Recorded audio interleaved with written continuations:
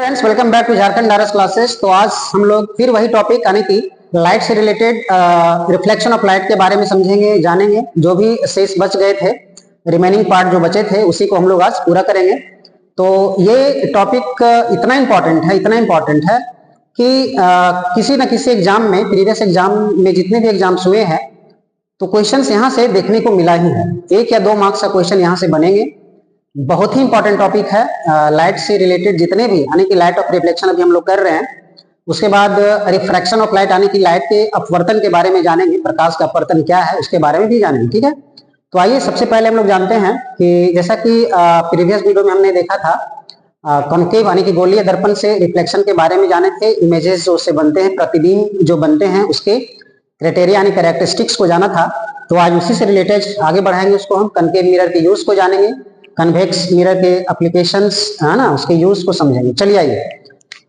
तो मैंने कल बताया था आपको कि ये कॉन्केव मिरर यानी कि अवतल दर्पण के बारे में बताया था। थोड़ा सा इसको हम रिकॉल कर लेते हैं, ठीक है। अवतल दर्पण में क्या बताया था कि रिफ्लेक्टिंग सरफेस यानी कि परावर्तक सतह क्या होता है, धंसा हुआ होता है अंदर की ओर।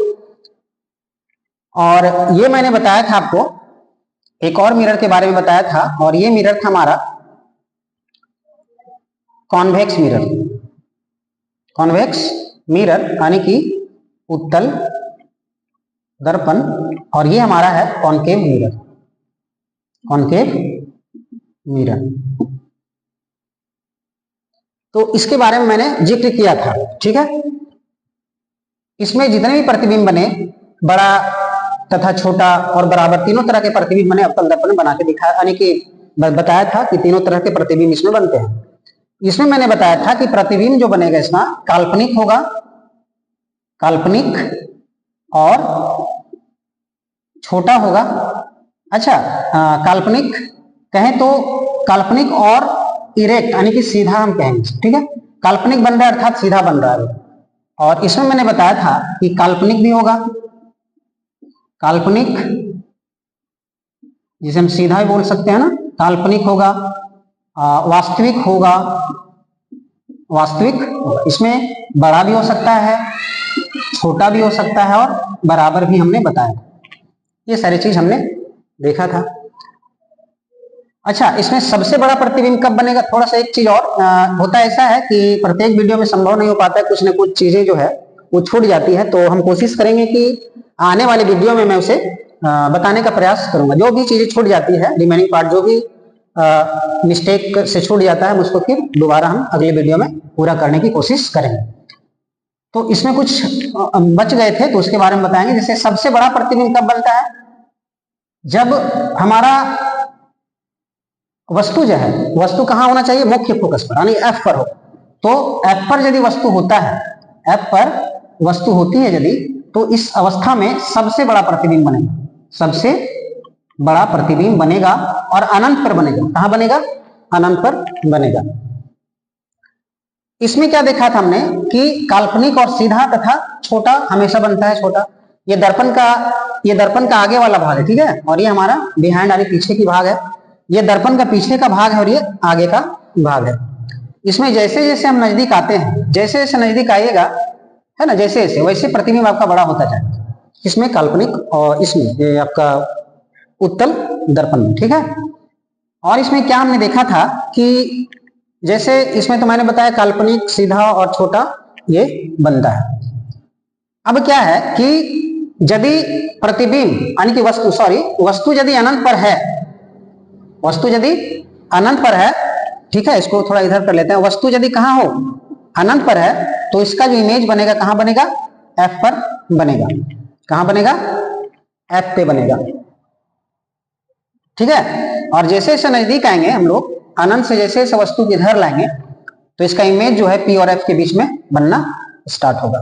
पी और एफ के बीच में बनेगा। और अनंत पे रहेगा तो कहां बनेगा? एफ पे इमेज इसका बनेगा, काल्पनिक होगा और सीधा होगा। और जैसे जैसे नजदीक आएंगे वो इमेज पी और एफ के बीच में बनना स्टार्ट होगा, ठीक है। और इमेज जैसे नजदीक आएंगे, इमेज भी क्या होते जाएगा, यानी प्रतिबिंब बड़ा होता जाएगा। अब हम इसके यूज के बारे में थोड़ा समझते हैं। तो सबसे पहले हम यदि अवतल दर्पण की यूज की बात करते हैं, तो नंबर ऑफ यूजेज जो है इसका, बहुत जगह इसका यूज होता है। तो जैसे हम बता दें कि इसका यूज जैसे आपका बोल सकते हैं कि टॉर्च है ना, टॉर्च में यूज होगा, है ना, हेडलाइट बोल सकते हैं, ठीक है, हेड लाइट में यूज होगा, सर्च लाइट में यूज होगा, सर्च लाइट में यूज होगा, ठीक है। देखिए search light, headlight, torch headlight तो जान ही रहे होंगे, गाड़ी में जो व्हीकल्स में जो हेडलाइट लगा होता है, आगे की जो लाइट वाले शीशे होते हैं उसमें इसका इस्तेमाल होता है, क्योंकि इसका जो लाइट जो पैरेलल जो निकलता है बहुत दूर तक ट्रेवल करता है ना। सर्च लाइट में भी है ना, जैसे सर्च लाइट का मतलब माइंस वगैरह में सर्च लाइट यहाँ माथा पे जो लाइट लगाता है, बांधा जाता है, उसमें इसका इस्तेमाल होता है ताकि दूर तक जो है वो इसका बीम यानी कि लाइट ऑफ जो बीम है वो पैरेलल जाता है, इसी वजह से। और यदि बात करें इसका तो आपका सैलून में है ना, सैलून वगैरह में या शेविंग करने के यूज में इसका इस्तेमाल होता है, ठीक है। शेविंग जब करते हैं हम लोग तो इसका इस्तेमाल होता है। उसके बाद यदि और इसके यूज की बात करते हैं तो आपका सोलर कुकर में, सोलर सेल जो होता है यानी सोलर कुकर में इसका इस्तेमाल कर सकते हैं हम लोग, है ना। क्योंकि देखिए इसमें होता क्या है कि ये आपका मान लीजिए कि अवतल दर्पण है और इसमें होता ये है कि जो लाइट जो है, देख रहे हैं, ये लाइट एक ही जगह कंसंट्रेट हो रहा है, देख रहे हैं। इस वजह से ये काफी हीट प्रोड्यूस करेगा और खाना जल्दी बन जाएगा, ठीक है। इस वजह से इसका इस्तेमाल सोलर सिस्टम में भी कर सकते हैं हम लोग। और यदि बात करें इसके इस्तेमाल तो कहेंगे हम लोग ये माइक्रोस्कोप में भी यूज हो सकता है ना, माइक्रोस्कोप में यूज होगा, ठीक है। दूरबीन में इसका इस्तेमाल होगा। और कहाँ होगा, ईएनटी, थोड़ा सा इधर कर देते हैं हम, ठीक है, 5 नंबर में ईएनटी।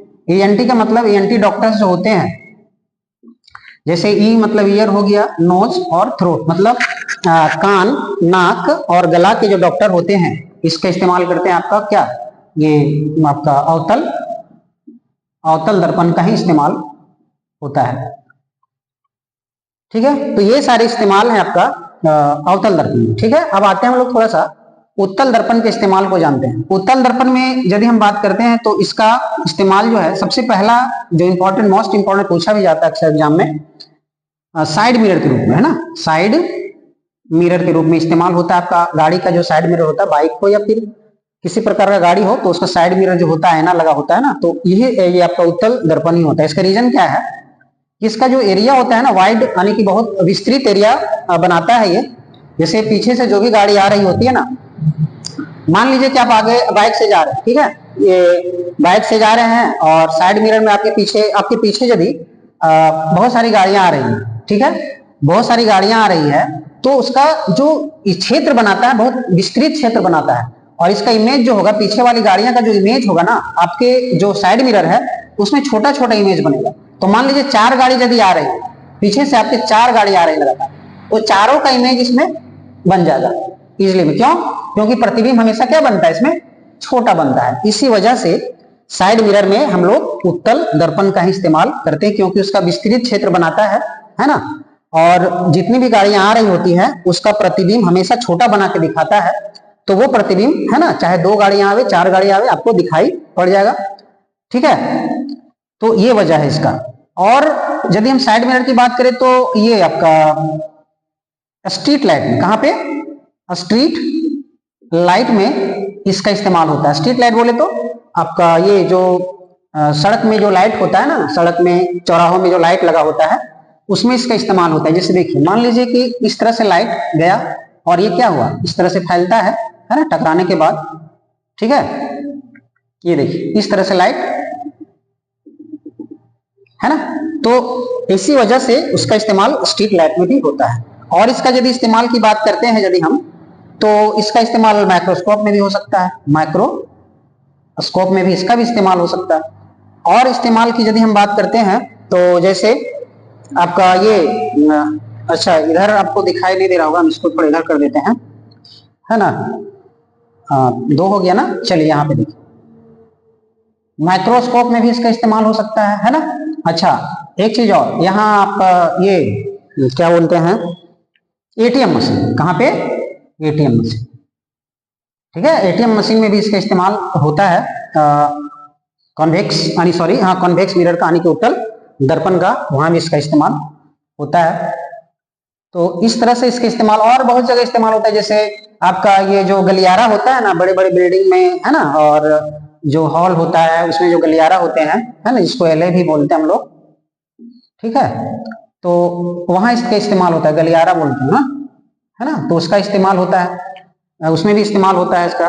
फिर कहीं टर्निंग वगैरह है ना, कोई ट्रैक है तो वहां टर्निंग है, ठीक है, तो टर्निंग में बाइक वाइक के लिए, थोड़ा गाड़ियों के लिए ज्यादा इजी हो जाता है इसका, तो गलियारा में भी इसका इस्तेमाल होता है। टर्निंग की जगह पे जो भी ट्रैक वगैरह है वहां भी इसका इस्तेमाल होता है। तो ये सारे इस्तेमाल है। तो स्ट्रीट लाइट का क्यों, स्ट्रीट लाइट में ही क्यों इसका इस्तेमाल किया गया, साइड मिरर के रूप में क्यों, क्या आप लोग बखूबी समझ में आया होगा।